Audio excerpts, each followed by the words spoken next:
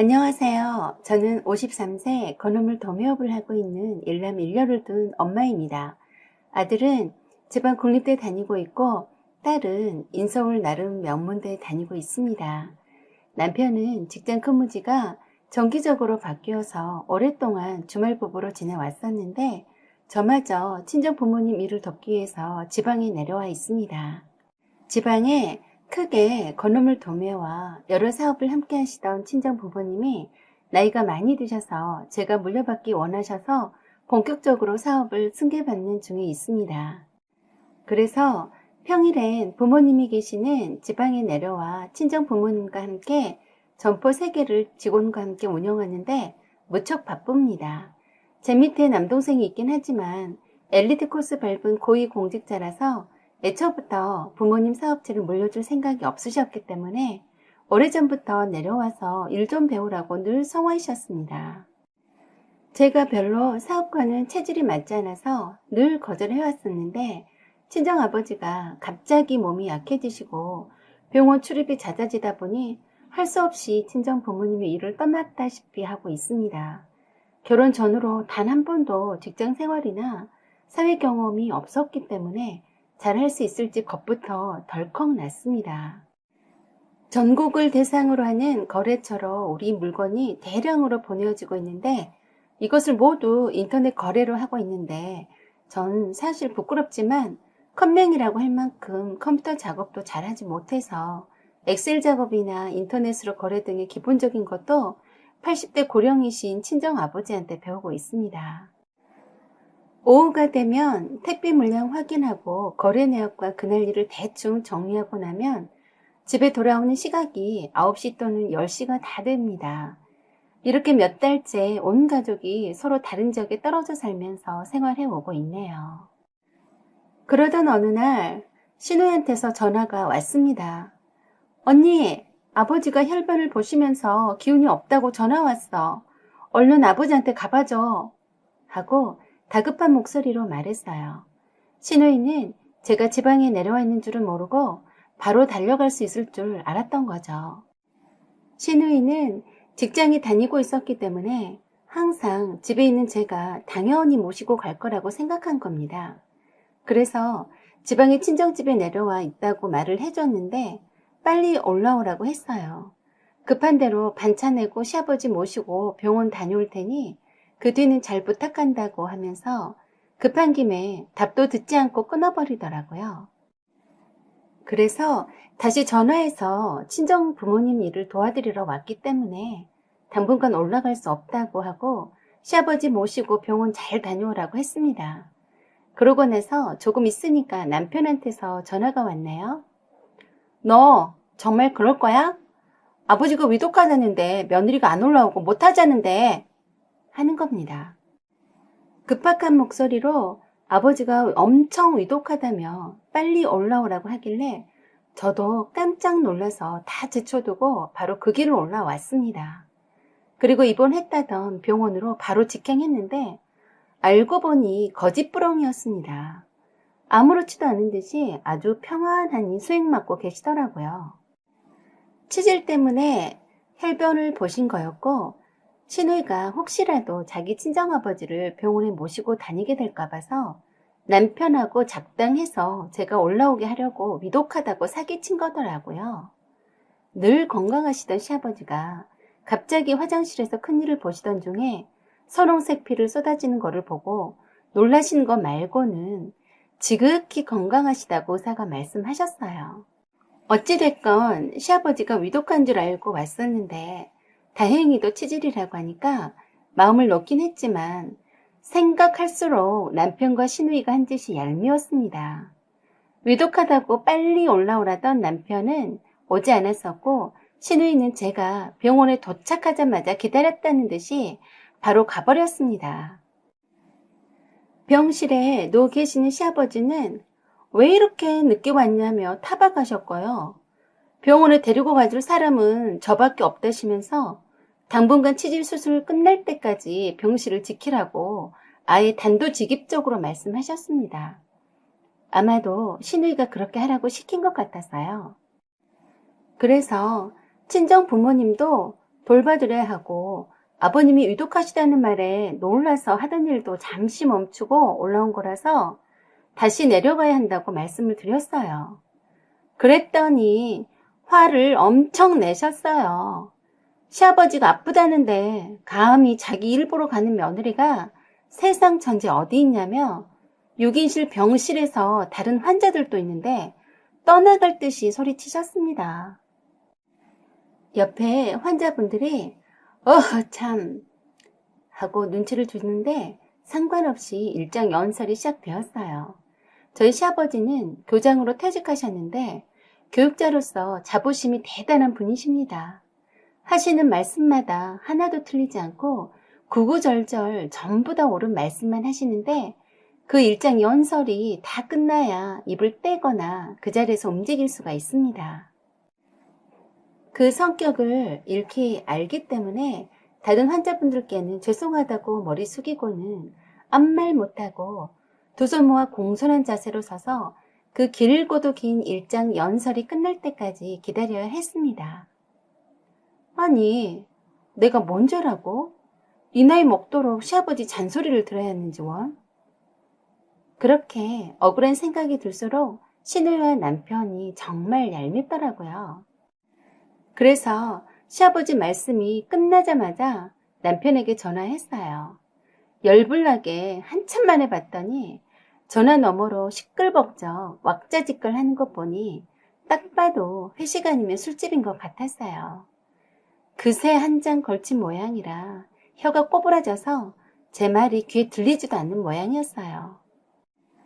나에게 사기쳐서 올라오게 해서 자기 아버지를 맡겨버리고 나 몰라라 하고 술 처먹고 있냐고 악다구니를 했더니 네 알아서 아버지 잘 모셔라 하고는 끊어버렸어요. 정말 약이 올랐습니다. 위독하다 해서 미친대기처럼 올라왔는데 시누이는 나 몰라라 하고 가버리고 시아버지는 나를 한참 세워두고 일장 연설을 하지 않나 열이 슬슬 올랐습니다. 그래서 시누이한테 톡을 보냈습니다. 친정아버지가 갑자기 위독하시다고 하니까 급히 내려가네. 아버님 잘 부탁해. 라고 했습니다.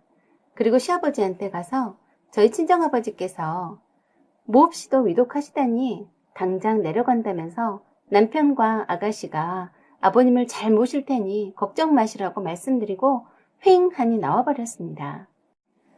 눈에는 눈, 이에는 이 라는 말처럼 시누이와 남편이 사기쳐서 오게 한 것처럼 똑같이 해주자는 심정이었습니다. 아니 그렇지 않나요? 우리 부모 아플 때는 단 한 번도 병원 모시고 간 적도 없는 인간이 며느리가 무슨 죄라고 떠맡기다니 이번엔 그냥 넘어가지 않을 생각이었습니다. 생전 시아버지한테 군소리도 하지 않고 고분고분 했는데 감히 시아버지 답도 듣지 않고 무작정 휑 하고 나가버리니 좀 놀라셨을 것 같았어요. 우리 시아버지는 그런 분이셨어요. 우리들 어릴 때 시댁에 와 있을 때도 하늘 같은 남편에게 밥 먹으라고 소리쳤다는 이유만으로도 밥도 공겨가며 밖에 눈이 펑펑 오는 차디찬 마룻바닥에 무릎을 꿇치고 한나절을 일장 연설을 하셨던 분입니다. 시어머니께서는 오히려 온화하시고 따뜻하신 분이셨는데 암으로 일찍 돌아가셔서 매우 안타까웠어요. 그 뒤로 시아버지는 혼자 살고 계시는데 다행히도 저희가 주말 부부라서인지 합가자고는 하지 않으셨습니다. 그렇게 바른말 옳은말만 하시는 시아버지도 어쩔 수 없는 딸 가진 아버지이셨어요. 신우에게는 90세가 넘은 시어머니가 계셨어요. 신우이 시어머니께서 골다공증 골절이 심해서 지방에서 올라오셔서 신우이 집에서 잠시 기거했었던 적이 있었고 병원에 갈 때마다 오신 김에 신우이 집에 계시다가 가곤 했답니다. 그러다가 건강 상태가 더 악화되니까 근교의 요양병원에 입원시켰다고 했습니다. 그리고 주말마다 시어머니를 뵈러 다녔다는군요. 그럴 때마다 시아버지한테 투덜대며 힘들다고 했었다고 했습니다. 어느 날 시아버지를 뵈러 갔더니 저희 남편에게 뜻밖의 말씀을 하셨어요. 마음구탱이 늙으면 빨리 되져버려야지. 아직도 말짱하더란다. 나이 90이면 살 만큼 살아놓고 무슨 낯짝으로 숨이 붙어있는지 원. 에이구, 빨리 되질 일이지. 남의 딸 고생은 다 시키고 자빠졌네. 하시는 겁니다. 순간 저는 제 귀를 의심했습니다. 자부심 강한 교육자님 맞으세요? 하고 엿듣고 싶더군요. 남편은 며느리 앞에서 무슨 그리도 심한 소리를 하시느냐고 했더니 시아버지께서 하시는 말씀이 걱정 마라. 나는 90세까지 질기게 안 살란다. 염치도 없이 무슨 90세까지 사는지 하고 혀를 차셨습니다. 그러자 남편이 아버지도 90세 금방 돼서요 했습니다. 지금 83세이신데 당신의 나이는 생각지 않고 딸 고생시키는 시누이 시어머니가 미워서 빨리 되지라고 하더라고요. 네 참. 암튼 저희 시아버지는 직장 다니는 딸 힘들까 봐서 며느리가 와서 병원을 함께 다녔음 하시고 저리 호통치시는데 어디 두고 봐야겠습니다. 시아버지도 자식 고생 안 시키고 90세 되시기 전에 알아서 곱게 가시는지 말입니다. 제가 나이가 벌써 50줄이 한참 넘었는데 아직까지 쩌렁쩌렁하니 일장 연설을 하시는 것 보면 정정하신 것 같은데 그리 싸고 도시는 아들과 따님 효도를 받으시라고 이 며느리는 비켜드릴 작정입니다. 제가 보낸 톡을 받고 전화를 해대는 시누이 전화 무시했고요. 자기 부모이니 지지고 볶고 삶든지 알아서 하겠거니 생각합니다. 아무리 며느리 노릇을 제대로 한다 한들 고마워할 인간들이 아님을 알기에 감히 저에게 사기쳐서 자기 부모 효도 강요하는 이기적인 것들하곤 손절할까 합니다. 저는 친정 부모님 사업체를 물려받고 운영하는 것만 해도 힘이 듭니다. 밤 10시가 다 되어서야 집에 들어와서 녹초가 되어서 쓰러져 자곤 하는데 남편 새끼는 회식하고 술 마실 여유도 있으면서 자기 부모 효도를 강요하다니 절대 원하는 대로 되진 않을 겁니다. 그리고 얄미운 시누이도 그렇습니다. 감히 옳기를 시집 종인 줄로 아는 것 같아요. 두 사람이 작당해서 사기쳐서 올라오게 했으면 가타부타 무슨 할 말이 있어야 하는데 그래 왔으니 네 시아버지 잘 봉양해라 라고 하는 식인데 어디 두고 보겠습니다. 너네 아버지 자식 고생한 건 아까워서 90세 되기 전에 알아서 잘 가신다고 하니까 얼마 안 남은 시간 동안 잘 봉양해봐라. 며느리인 난 굿이나 보고 떡이나 볼 테니까 잘 해봐라. 못된 것들.